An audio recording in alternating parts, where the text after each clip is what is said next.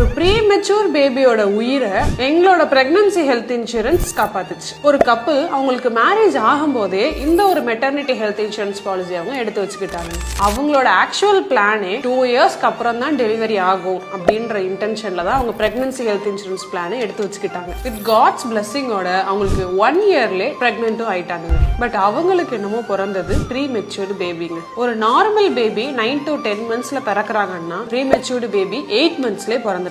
ஒரு ப்ரீமெச்சூர்டு பேபியா இருந்தாங்கன்னா அவங்க என்னென்ன மெடிக்கல் காம்ப்ளிகேஷன்ஸ்லாம் ஃபேஸ் பண்ணுவாங்கன்றது உங்களுக்கே நல்லா தெரியும். அவங்க ஒரு NICUல அட்மிஷன் ஆகலாம், இல்ல இன்குபேட்டர்ல அட்மிஷன் ஆகலாம், இல்ல வென்டிலேட்டர்ல ஆகலாம். லோ வெயிட் அப்படின்ற ரீசன்ஸ்னால அவங்க இந்த மாதிரி நிறைய மெடிக்கல் ட்ரீட்மெண்ட்ஸ் கீழே போகிறதுக்கு சான்சஸ் ரொம்பவே அதிகங்க. ஒரு நார்மல் டெலிவரி இல்ல C செக்ஷன் டெலிவரி அப்படின்னா ஒரு 1 to 1.5 lakhs வரைக்கும் உங்களுக்கு டெலிவரி எக்ஸ்பென்சஸ் ஆகலாங்க.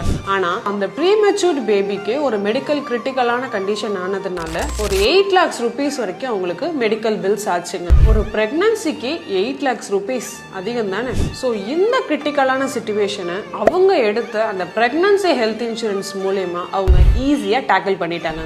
ஸோ ஒரு பிரெக்னன்சி ஹெல்த் இன்சூரன்ஸ் உங்களோட டெலிவரி எக்ஸ்பென்சஸை மட்டும் கவர் பண்ணாதுங்க. உங்களுக்கு பிறக்க போற குழந்தையோட Day 1 கவரேஜுமே அப் டு 25 lakhs வரைக்கும் நீங்க எடுத்துக்கிறதுக்கான பாசிபிலிட்டிஸ் இப்போ இருக்கு. அதுவும் ஜஸ்ட் 1 year வெயிட்டிங் பீரியட்ல.